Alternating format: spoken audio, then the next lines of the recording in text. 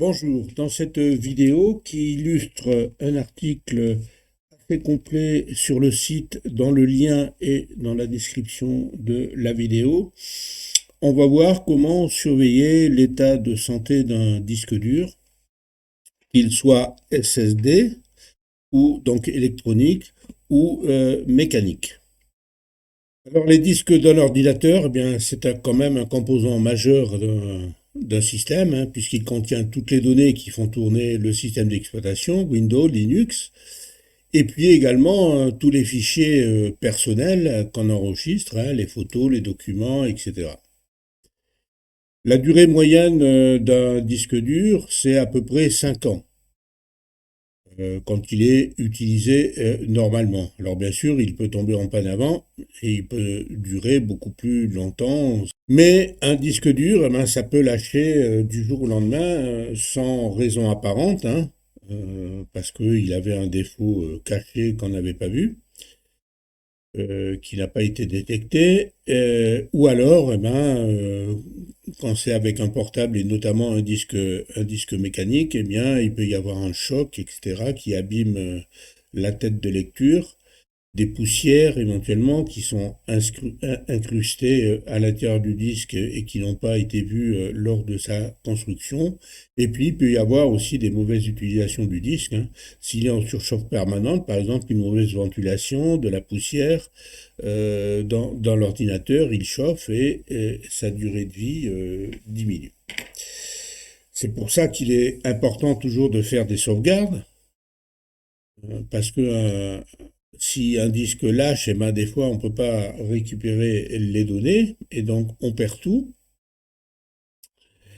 Et il faut également surveiller l'état du disque pour voir s'il il n'y a pas des signes avant-coureurs qui signalent qu'il va tomber en panne. Au bout d'un certain temps, eh bien, l'usure physique peut être inégalement répartie sur la surface des disques. Et donc, les secteurs qui sont les plus usés, eh bien, auront des accès plus lents que les autres. Et le taux de lecture-écriture, le taux d'erreur, va augmenter avec le temps. De plus, au fur et à mesure qu'un disque vieillit, notamment le disque mécanique, eh bien, les opérations de maintenance, comme le ralliement des têtes de lecture-écriture, vont devenir un peu plus difficiles, un peu plus longues, et donc va diminuer toutes les performances générales.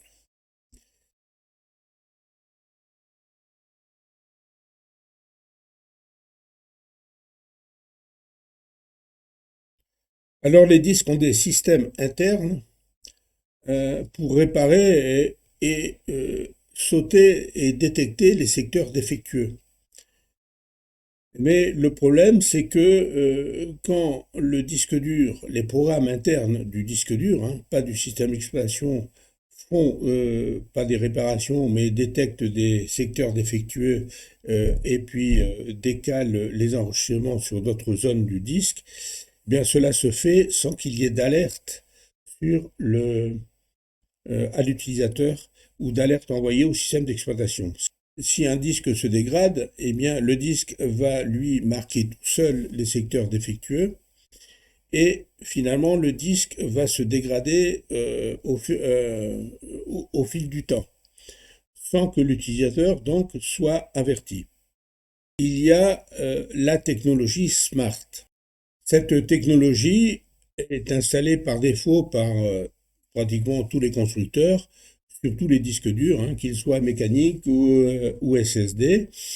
Et ces données statistiques qui sont enregistrées automatiquement au fur et à mesure de l'utilisation du disque vont permettre d'évaluer l'état de santé d'un disque dur. Et donc Smart enregistre en permanence donc un certain nombre de données, les taux d'erreur en lecture, les accès en écriture, la température du disque, le nombre de réallocations de secteurs défectueux, le nombre de secteurs défectueux, etc. Et toutes ces données donc, vont constituer des attributs et l'exploitation statistique de ces données vont permettre donc d'évaluer l'état de santé du disque.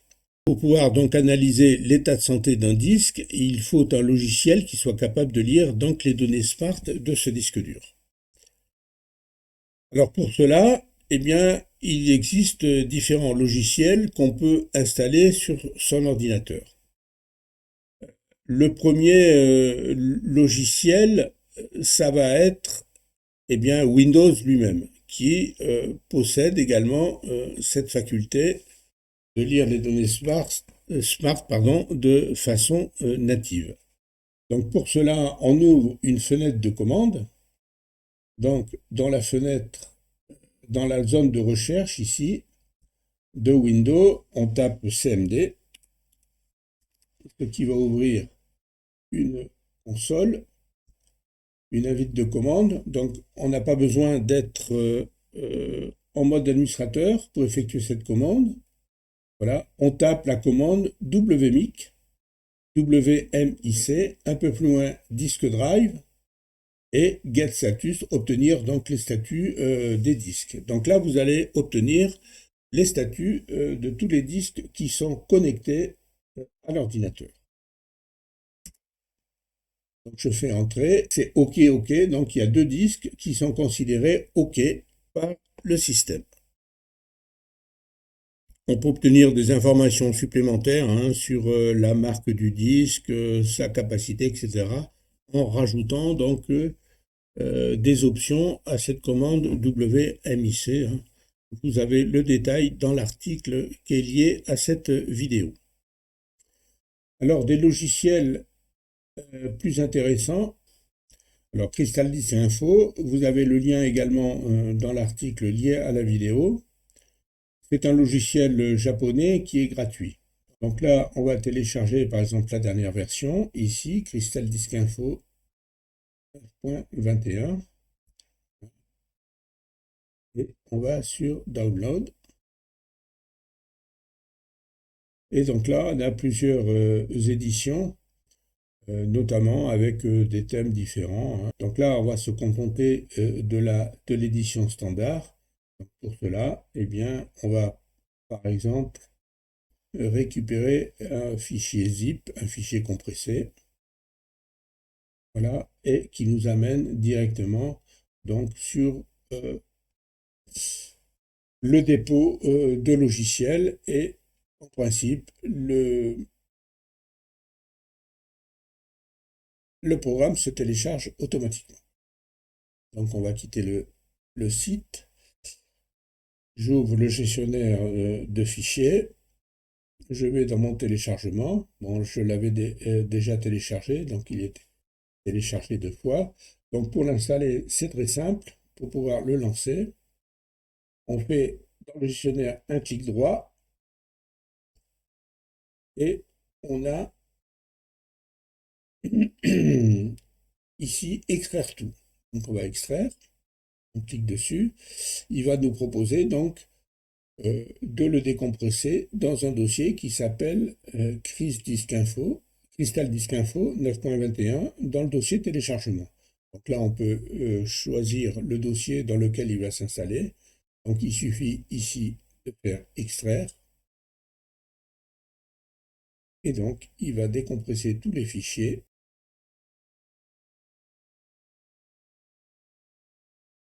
Il ouvre automatiquement donc, le dossier Crystal Disk Info. Et il y a ici donc plusieurs exécutables. Donc, en fait, en principe, vous avez un ordinateur 64 bits, donc vous cliquez ici. Si vous avez un ordinateur 32 bits, vous cliquez là-dessus, et là c'est pour les ordinateurs avec, je pense, un processeur ARM.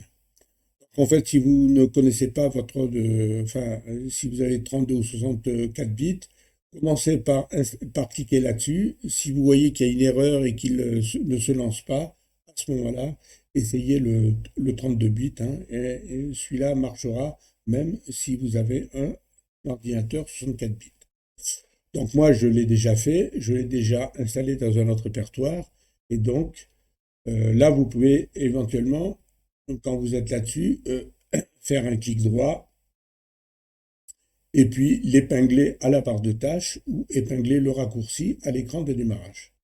Donc, moi, c'est déjà fait, mais dans un autre répertoire. Et donc, je vais lancer Crystal Disk Info. Donc là, j'ai branché deux disques externes, donc au moins un qui a des problèmes, hein. Et donc là, j'ai mon disque C qui est un SSD, un disque D qui est interne et donc qui est un disque mécanique. Et là, on voit donc les disques externes qui ont été branchés, hein. En fait, il y a deux disques, dont un disque qui a deux partitions. Donc, on va lancer Crystal Disk Info. Il me demande donc les droits administrateurs. Donc on attend un certain moment parce qu'il faut que le logiciel lise les informations, hein. Donc plus il y a de disques, plus, enfin c'est long, c'est relativement rapide. La fenêtre principale de Disk Info. Donc là, on a un menu qui permet de faire des exportations, des copies, un certain nombre de fonctions, des thèmes. Là, on a les différents disques qui sont connectés. Donc là, on voit bien que j'ai quatre disques, hein. Donc le disque SSD et trois disques mécaniques. Donc une aide et là le langage pour mettre le logiciel en français. Donc là, pour défiler sur les disques sont là et donc on a une petite flèche ici pour passer d'un disque à l'autre, hein, où on peut passer par le menu. Donc l'utilisation du logiciel est très simple dans la mesure où vous avez des indicateurs, hein. Quand c'est ouvert, ça veut dire que votre disque est bon. C'est un disque SSD, donc avec les cellules qui sont enregistrées ou mortes, etc., il est bon à 88%, hein. Je rappelle, c'est une estimation et sa température est de 26 degrés, ce qui est totalement acceptable.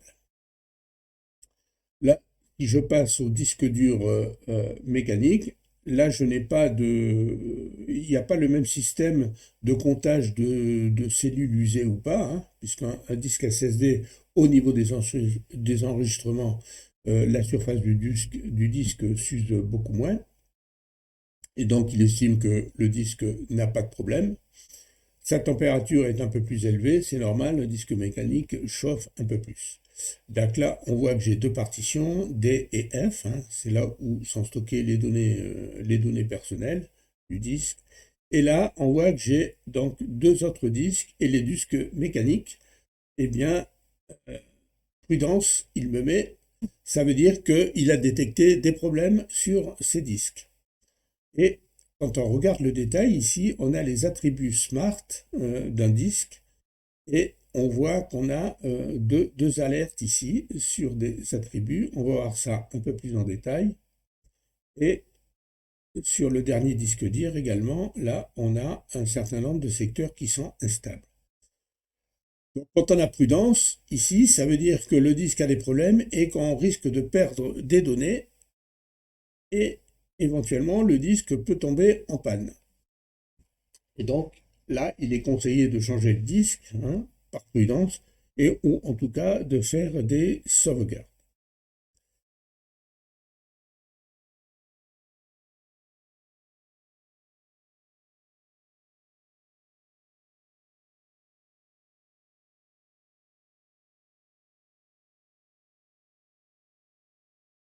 Donc, quand c'est vert, pas de problème. Vert ou bleu, hein, ça dépend du thème qu'on a pris. Quand c'est jaune, attention. Et quand c'est rouge, eh bien, ça veut dire que déjà, il y a des problèmes et que le disque a atteint un seuil critique et qui risque de tomber en panne d'une seconde à l'autre, on va dire. Si vous avez des couleurs grises, eh bien, ça veut dire que le disque est détecté par l'ordinateur, mais il n'est pas reconnu par le système d'exploitation, et donc le disque est probablement très usé et HS.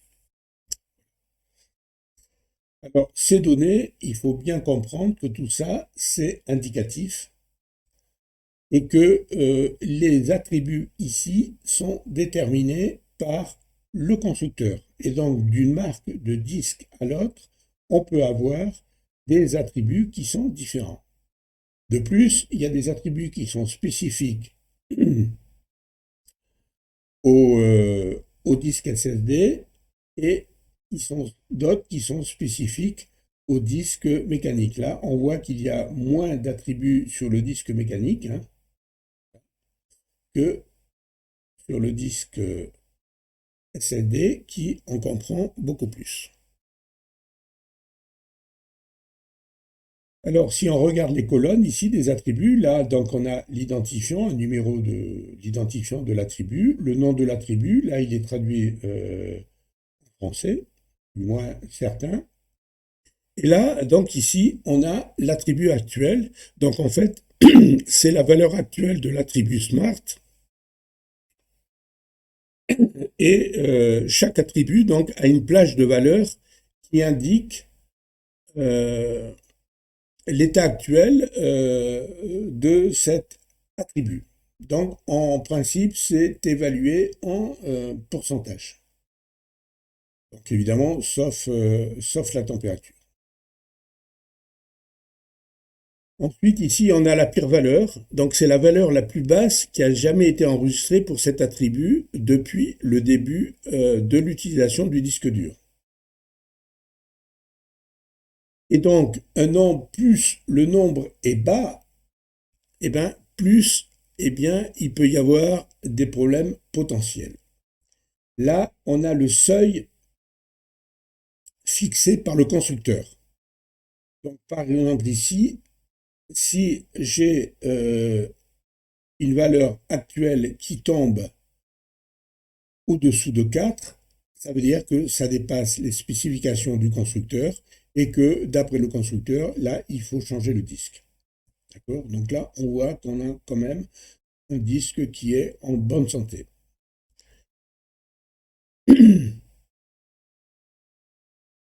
Donc le seuil, c'est la valeur critique à partir de laquelle le disque dur est considéré comme en panne euh, par le constructeur. Alors les attributs smart, ici, il y en a qui sont plus importants que d'autres, hein, plus critiques que d'autres. Parmi les attributs les plus importants, on a le Relocated Sector, l'attribut 5, qui est le nombre de blocs réassignés. Donc ça indique le nombre de secteurs défectués qui ont été déplacés vers des secteurs de réserve. C'est pour un disque SSD. Sur un disque dur, on l'a également ici. Ensuite, on a le taux d'erreur de recherche, par exemple, pour un disque mécanique qui mesure le nombre d'erreurs lors de la recherche de données. Donc une augmentation constante peut indiquer des problèmes avec les têtes de lecture et écriture. Là, je rappelle, c'est toujours des pourcentages, hein, et donc plus le nombre est bas, plus il y a un problème. Il ne faut pas que ça descende en dessous du seuil. Vous avez donc dans l'article qui est l'explication des significations et des valeurs des attributs. Alors, il y a également d'autres informations qui sont intéressantes. La limite acceptable du total écriture haute ici. Donc, la limite acceptable d'écriture d'un système, notamment d'un SSD, est fixée par le constructeur. Ici, le nombre de lectures de données qu'a eu le disque ici, hein. Ensuite, on a le total écriture NAND, le nombre d'allumages chaque fois que le disque a été allumé et a démarré. Et là, on a les heures de fonctionnement du disque, hein. Donc là, il a travaillé pendant 1 an, 100 jours et 17 heures. Alors, le total écriture NAND ici, ça affiche la quantité totale de données qui ont été écrites dans la mémoire NAND du SSD. Donc la mémoire NAND, hein, c'est le type de mémoire flash qui est utilisé dans les SSD pour stocker toutes les données et de façon non volatile.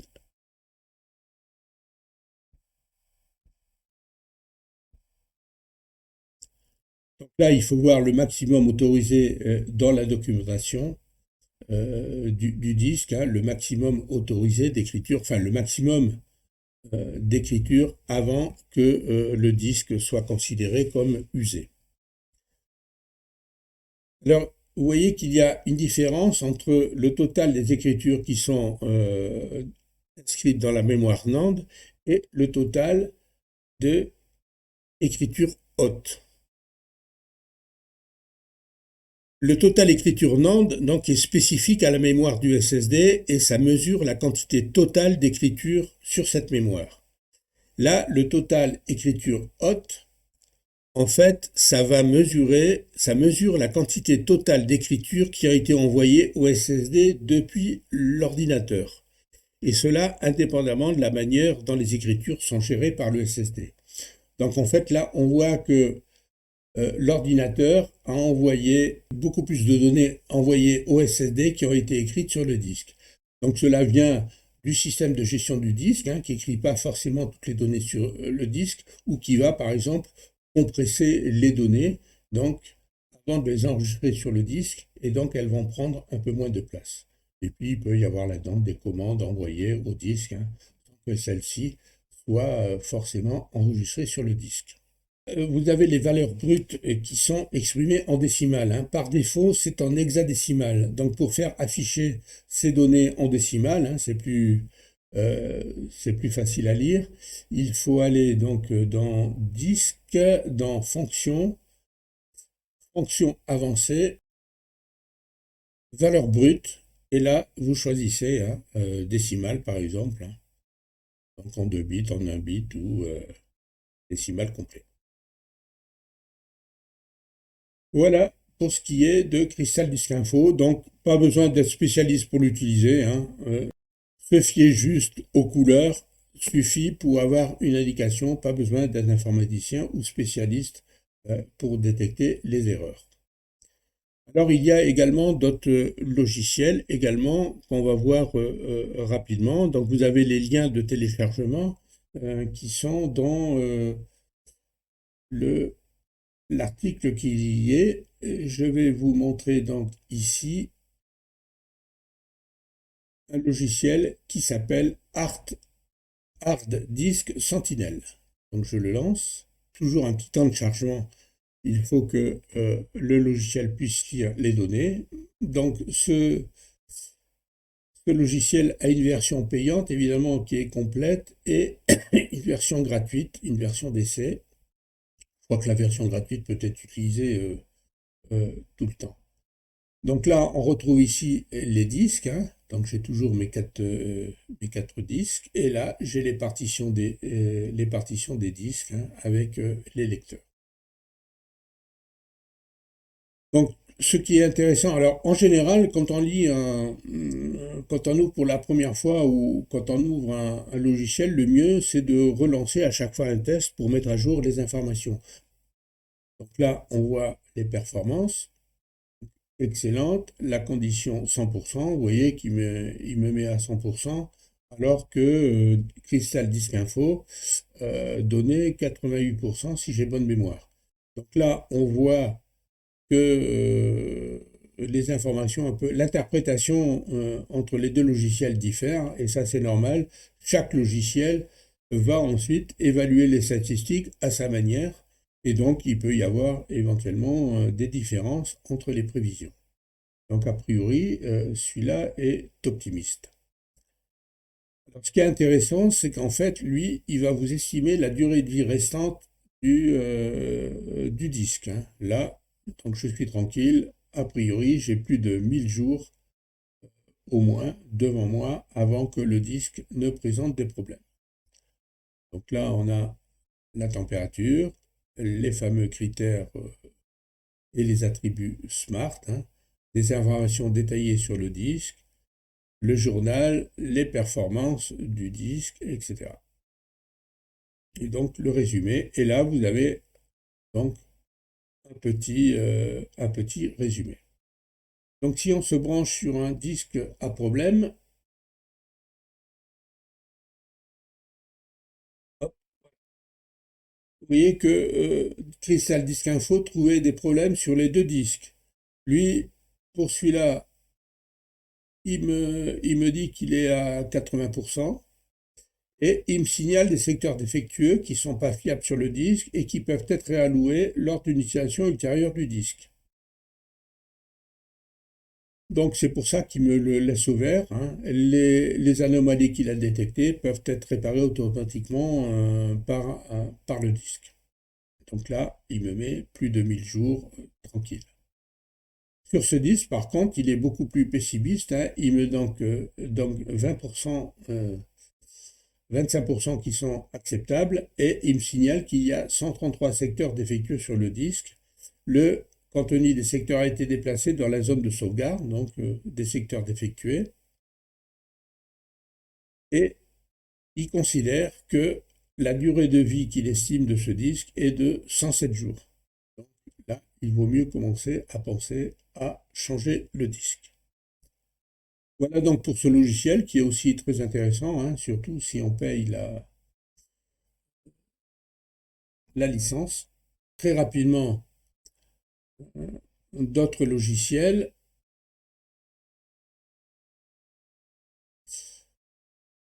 Donc on a SpeedFan. Donc il y a une copie d'écran sur l'article. Lui, il va mesurer d'autres éléments de l'ordinateur, hein, pas seulement le disque, hein, mais également la température, le microprocesseur, des choses comme ça. Là, on va lancer HD Scan également.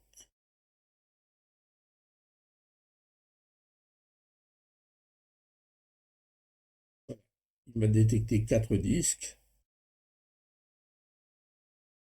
Donc là, si on clique là-dessus, eh bien, on a une fenêtre avec les, euh, les différents secteurs, et les différents attributs, pardon.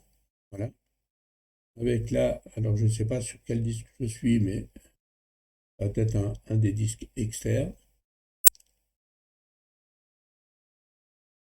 Là, on a un certain nombre d'outils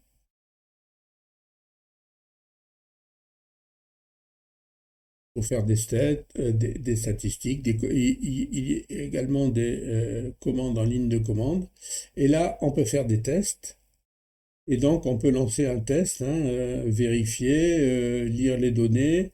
Il écrit, là, il écrit des données, et là, il efface tout pour faire des tests. Donc, attention, ça efface les données. Donc, si je lance ici, par exemple, Verify, donc là, je peux mettre la zone du disque, je veux vérifier. Là, on va vérifier tout le disque. Voilà. Donc là, je clique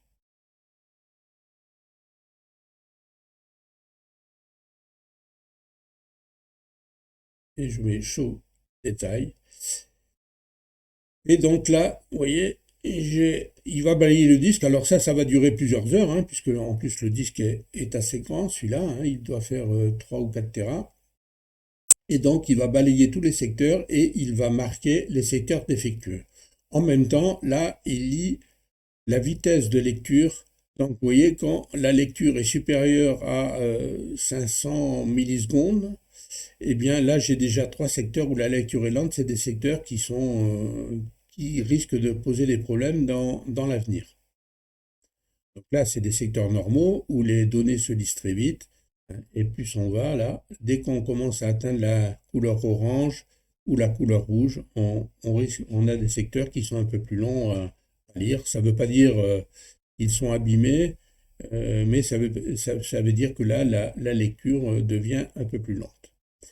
Là, l'élément à surveiller, c'est surtout ici les mauvais secteurs. Donc là, quand il en détecte, eh ben, il va les compter et afficher ici le nombre de secteurs défectueux qu'il a constatés.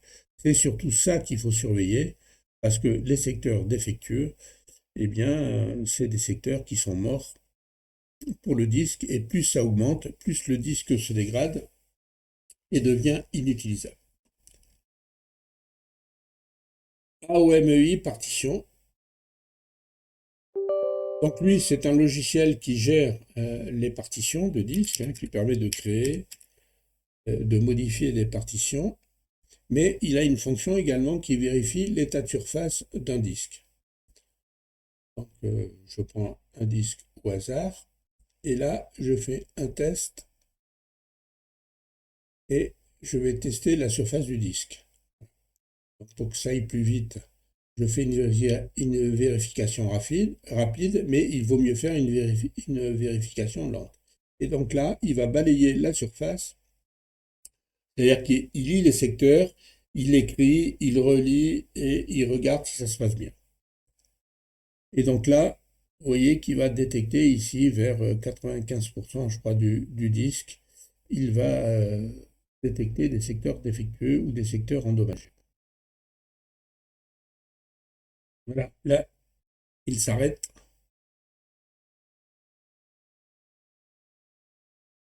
Donc là, on voit il a dû rencontrer un problème sur un secteur, hein, il essaye de lire, écrire, il est en train de le tester.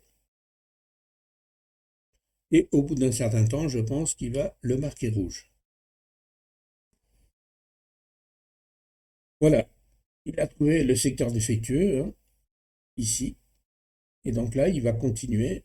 Il va essayer de continuer. Donc je suppose qu'après, il y a beaucoup de secteurs défectueux. Et donc on voit que Kiram a continué. Voilà.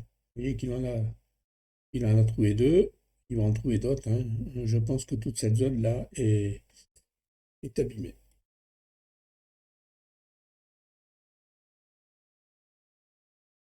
Voilà, il faut arrêter. Si on veut économiser ou prolonger la durée de vie d'un SSD, eh bien, il faut notamment diminuer les écritures dessus. Alors ça, c'était vrai surtout sur les premiers disques SSD. Maintenant, les disques SSD modernes acceptent et tolèrent beaucoup plus d'écriture, s'usent beaucoup moins vite. Néanmoins,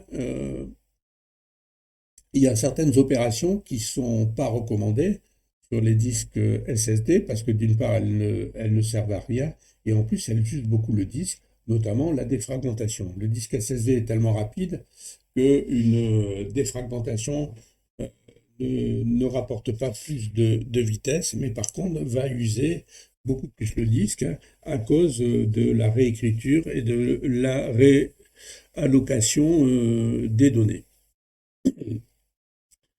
Alors, dans Windows notamment et dans les autres systèmes d'exploitation, eh bien, il y a notamment une fonction trim qui s'appelle trim, T-R-I-M, hein, donc qui est implantée dans Windows, Linux, dans beaucoup de systèmes d'exploitation, et qui va signaler au contrôleur de disque du SSD les blocs de données qui ne sont pas utilisés et ceux qu'il peut effacer, de façon à ce que le disque puisse gérer plus facilement la répartition de l'usure sur la totalité du disque.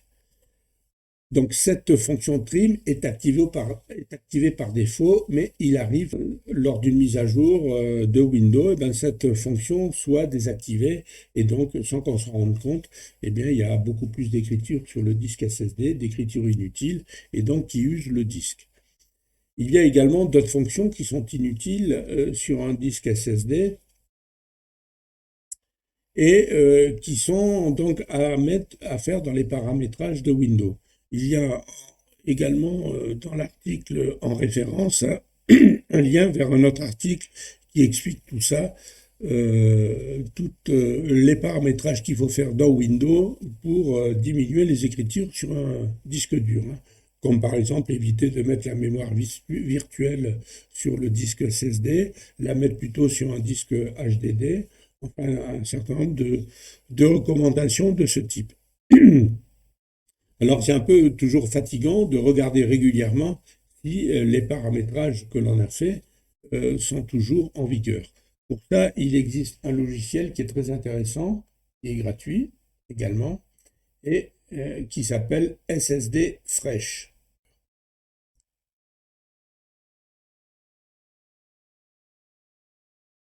Et ce logiciel va vérifier un certain nombre de paramétrages dans Windows. Voilà. On peut optimiser manuellement ici. Et donc, vous voyez qu'il y a notamment l'indexation. Donc là, on a la fameuse optimisation trim, elle est bien active. Il y a l'horodatage également, l'hibernation, elle est inutile sur un SSD. Bref, on a un certain nombre de paramètres ici qu'il vaut mieux mettre à l'arrêt. Et donc ce logiciel, il y en a 13 exactement. Vous voyez que ce logiciel vous permet de faire optimisation automatique. Je vous enjoins à lire l'article qui est lié à cette vidéo où vous avez beaucoup plus de détails sur les éléments qui ici ont été abordés rapidement sur les différents logiciels et les attributs Smart. Entre parenthèses, là, on voit ici qu'on a des températures qui sont affichées, hein. Là, c'est le hard disk Sentinel, euh, qui est des 4 disques hein, qui sont branchés. On va quitter hard disk Sentinel. Voilà. Cette vidéo est terminée. Je vous dis au revoir et à la prochaine vidéo.